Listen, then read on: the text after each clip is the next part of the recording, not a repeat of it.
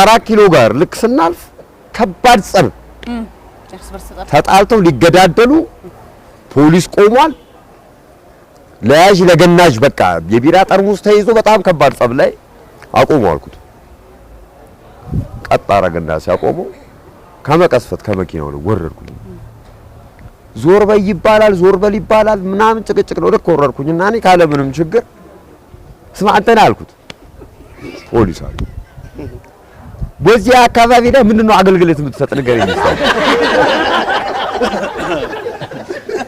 በዚህ ስራ ንገረኝ በቃ ንገረኝ። እኛ እያስተናበርን ምንድነው ታስተናብር አንተ ዝም ብለህ እዚህ ስደባደው ዝም ብለህ ታዲያ እንዴ በጥፊ ፉአዛረቀ እንዴ ቆይ ለሱ አይደለም እኮ መሳሪያ ይዟል እግዚአብሔር ያሳይ። በአጋጣሚ አሁን ከጎናችን ተነስቶ ሄደ እንጂ ዘርዬ ወንድማችን አለ ትልቅ ጃኬት ታርቆ ልክ እዛ ማከለ ከመኪናው ላይ ወረደና ጥግ ላይ ተደብቆ ያያል።